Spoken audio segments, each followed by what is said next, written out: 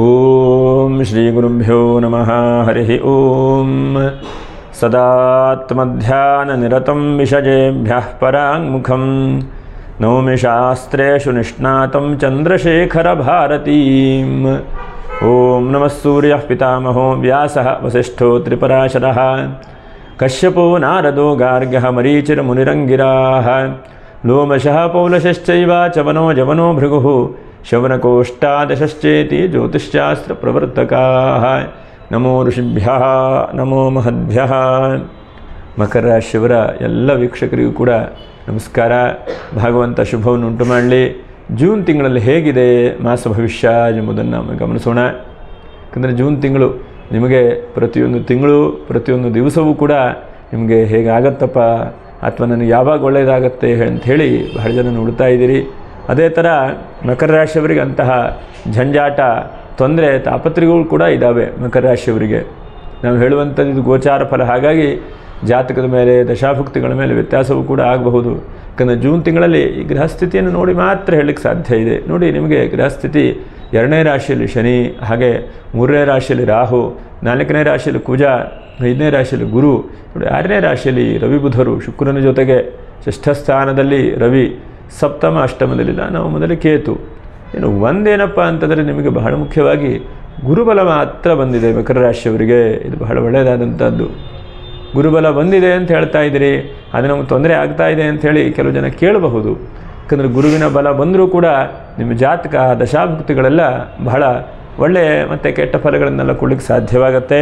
ಇದು ಗೋಚಾರ ಫಲ ಹೇಳೋದು ನಿಮ್ಮ ಗಮನದಲ್ಲಿರಲಿ ಅಂಥೇಳಿ ಹೇಳ್ತಾ, ಈ ತಿಂಗಳಲ್ಲಿ ನೋಡಿ 6ನೇ ತಾರೀಕಿಗೆ ಬಾದಾಮಿ ಅಮಾವಾಸ್ಯೆ ಇದೆ. ಹಾಗೆ 7ನೇ ತಾರೀಕಿಗೆ ಚಂದ್ರ ದರ್ಶನ, 15ನೇ ತಾರೀಕಿಗೆ ಪುಣ್ಯಕಾಲ ಅಂದರೆ ಸಂಕ್ರಾಂತಿ ಇದೆ. ಪ್ರತಿ ತಿಂಗಳು ಕೂಡ ಸಂಕ್ರಾಂತಿ ಆಗುತ್ತೆ. 17ನೇ ತಾರೀಕಿಗೆ ವೈಷ್ಣವ ಏಕಾದಶಿ ಅಥವಾ ನಿರ್ಜಲ ಏಕಾದಶಿ ಹೇಳುವಂಥದ್ದು. ಇನ್ನು 19ನೇ ತಾರೀಕಿಗೆ ಪ್ರದೋಷ, 21ಕ್ಕೆ ಫಲಪೂರ್ಣಿಮಾ ಅಥವಾ ಸತ್ಯನಾರಾಯಣ ಸ್ವಾಮಿ ಪೂಜೆ ಮಾಡುವಂಥದ್ದು, 26ಕ್ಕೆ ಭೂಮಿ ಪೂರ್ಣಿಮಾ ಕಾರ ಹುಣ್ಣಿಮೆ, ಹಾಗೆ 25ಕ್ಕೆ ಸಂಕಷ್ಟರ ಚತುರ್ಥಿ ಎಲ್ಲ ಇದೆ. ನೋಡೋಣ ಮಕರ ರಾಶಿಯವರಿಗೆ ಏನು. ಉತ್ತರಾಷಾಢ ನಕ್ಷತ್ರ 2, 3, 4ನೇ ಪಾದ, ಹಾಗೆ ಶ್ರವಣ ನಕ್ಷತ್ರ 1, 2, 3, 4ನೇ ಪಾದ, ಧನಿಷ್ಠಾ ನಕ್ಷತ್ರದ ಆರಂಭದ 2 ಪಾದಗಳು. ನೀವು ನಕ್ಷತ್ರ ಪರಿಹಾರ ವಿಡಿಯೋ ಕೊನೆಯಲ್ಲಿ ಹೇಳ್ತಾನೆ, ಅಲ್ಲಿವರೆಗೂ ಕೂಡ ಸಾವಧಾನವಾಗಿ ನೋಡ್ತಾ ಇರಿ. ಹಾಗಾಗಿ ಮಕರ ರಾಶಿಯವರಿಗೆ ಯಾಕಂದರೆ ಸ್ವಲ್ಪ ಈ ತಿಂಗಳಲ್ಲಿ ಎಲ್ಲವನ್ನಷ್ಟು ನಾನು ಹೇಳಬೇಕು ಅಂತೇಳಿ ಸ್ಕ್ರಿಪ್ಟ್ ಮಾಡ್ಕೊಂಬಂದಿದ್ದೇನೆ.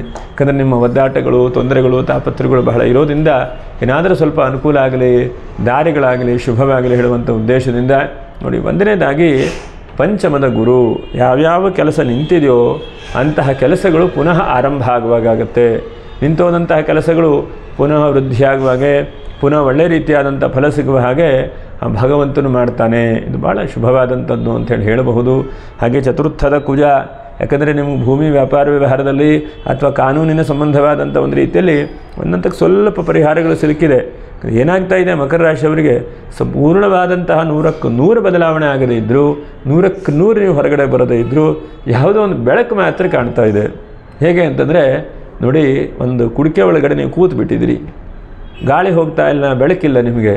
ಆದರೆ ಯಾವುದೋ ಒಂದು ರಂಧ್ರ ಉಂಟಾಗಿದೆ, ಆ ರಂಧ್ರದಿಂದ ನಿಮಗೆ ಗಾಳಿ ಬರ್ತಾ ಇದೆ, ಬೆಳಕು ಬರ್ತಾ ಇದೆ.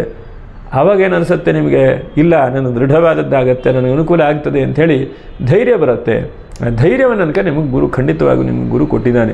ಯಾಕಂದರೆ ಆ ಗುರು ನಿಮ್ಮನ್ನು ಕೈ ಬಿಡಲಿಲ್ಲ. ಯಾಕಂದರೆ ನೀವು ಧರ್ಮದಿಂದ ಪ್ರಾಮಾಣಿಕವಾಗಿ ಇರೋದ್ರಿಂದ ನಿಮಗೆ ಆ ಭಗವಂತ ಧೈರ್ಯವನ್ನು ಕೊಟ್ಟಿದ್ದಾನೆ, ಧೈರ್ಯದಿಂದ ಮಾಡಿದ್ದಾನೆ. ಹಾಗಾಗಿ ಆ ಧೈರ್ಯ ಹೇಳುವಂಥದ್ದು ನಿಮ್ಮನ್ನು ಬಿಡುವುದಿಲ್ಲ, ಆ ಧೈರ್ಯವನ್ನು ಮುಂದೆ ಹೋಗಿ. ಹಾಗಾಗಿ ಕಾನೂನಿನ ತೊಡಕುಗಳು ಸ್ವಲ್ಪ ಪರಿಹಾರ ಆಗಿರಬೇಕು. ಆಗದೇ ಇದ್ದವರಿಗೆ ಮುಂದೆ ಆಗ್ತದೆ, ಯಾಕಂದರೆ ಗುರು ಬಲ ಬಂದಿದೆ.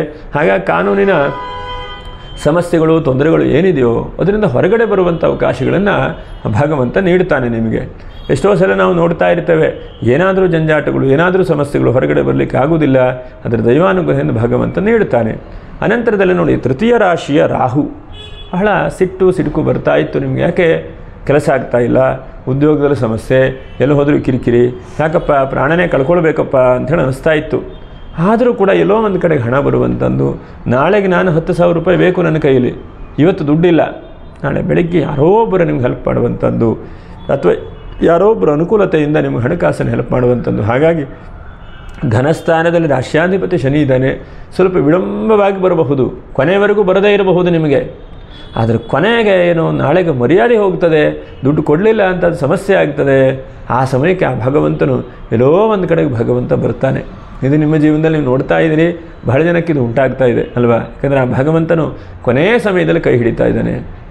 ಹಾಗೆ ಇನ್ನು ನೋಡಿ, ಪ್ರಾಣಿ ಪಕ್ಷಿಗಳನ್ನು ಸಾಕಾಣಿಕೆ ಮಾಡ್ತಾ ಇರುವಂಥವರು, ಕೃಷಿಕರು, ಇವರಿಗೆ ಈ ತಿಂಗಳಲ್ಲಿ ಬಹಳ ಶುಭವಾಗ್ತದೆ. ಮತ್ತು ಹಣ್ಣು ಹೂವಿನ ವ್ಯವಹಾರ ಮಾಡೋರಿಗೆ ಬಹಳ ಶುಭವಾದಂಥ ವಾತಾವರಣಗಳು. ಮತ್ತು ನಿರೀಕ್ಷೆಗೆ ತಕ್ಕಂತೆ ಸೇಲ್ ಬಿಲ್ಡಿಂಗ್ ಮಾಡೋರು ಇರಬಹುದು, ಅಥವಾ ರಿಯಲ್ ಎಸ್ಟೇಟ್ ವ್ಯವಹಾರ ಮಾಡೋರು ಇರಬಹುದು. ಯಾಕೋ ಕೆಲಸ ಆಗ್ತಾ ಇಲ್ಲ, 7-8 ತಿಂಗಳಾಯಿತು ಸ್ವಾಮಿ, ಬಿಲ್ಡಿಂಗೇ ಸೇಲ್ ಆಗ್ತಾ ಇಲ್ಲ, ಎಲ್ಲ ಸೇಲ್ ಆದರೆ ನನಗೂ ಕೈ ತುಂಬ ದುಡ್ಡು ಬರ್ತಾ ಇತ್ತು ಅಂಥೇಳಿ ಯೋಚನೆ ಮಾಡ್ತಾ ಇದ್ದರೆ ನಿಮ್ಗೆ ಅನುಕೂಲ ಆಗುತ್ತೆ.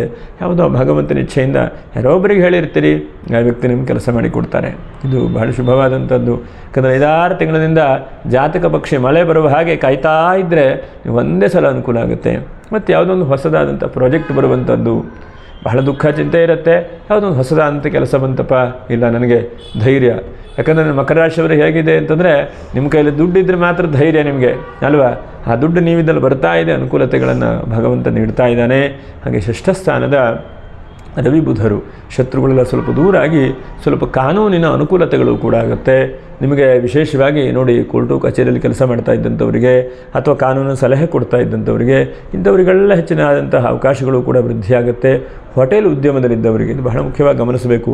ಯಾಕಂದರೆ ಹೋಟೆಲಲ್ಲಿ ಕೆಲಸ ಮಾಡ್ತಾ ಇದ್ದಂಥವ್ರು, ಹೋಟೆಲಲ್ಲಿ ಏನಾದರೂ ನಿಮ್ಮ ವೃತ್ತಿಯನ್ನು ಅಥವಾ ಒಂದು ಹೋಟೆಲ್ ಓಪನ್ ಮಾಡಿ ಯಾಕೋ ಬಿಸ್ನೆಸ್ ಎಲ್ಲ ಯಾಕೋ ತೊಂದರೆ ಆಗ್ತಾ ಅಂಥವರಿಗೂ ಕೂಡ ಹೆಚ್ಚಿನದಾದಂಥ ಅಭಿವೃದ್ಧಿ ಆಗುವಾಗ ಆಗಬಹುದು.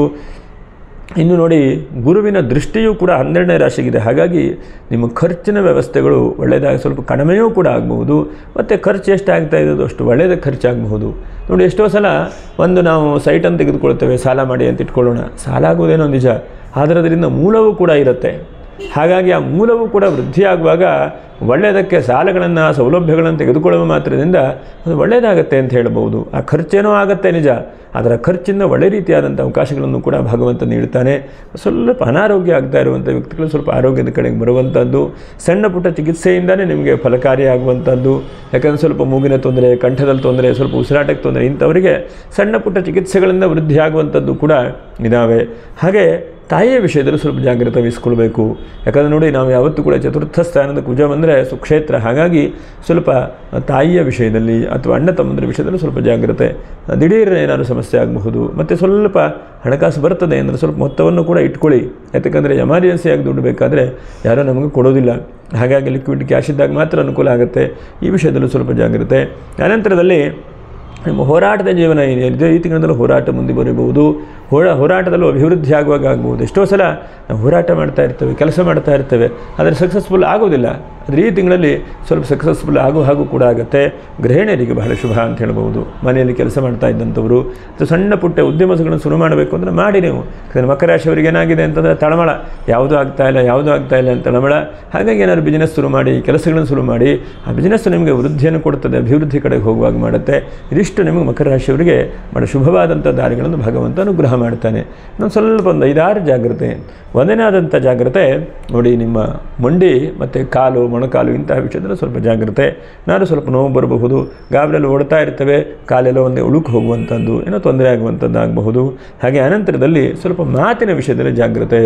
ಎಷ್ಟೋ ಸಲ ನಾವು ನೋಡ್ತಾ ಇರ್ತೇವೆ, ಕೆಲವೊಂದು ಸಲ ನಾವು ಒಳ್ಳೆಯದು ಹೇಳಿದ್ರು ಕೂಡ ಅದು ಪರಿಣಾಮ ತೊಂದರೆ ಆಗಬಹುದು. ಹಾಗೆ ಮಾತಿನ ವಿಷಯದಲ್ಲಿ ಜಾಗ್ರತೆ. ಮೂರನೇದಾಗಿ ವಾಹನದ ವಿಷಯದಲ್ಲಿ ಜಾಗ್ರತೆ. ಸಹೋದರರಿಂದ ಸ್ವಲ್ಪ ಜಾಗ್ರತೆ ವಹಿಸ್ಕೊಳ್ಳುವಂಥದ್ದು ಒಳ್ಳೆಯದು.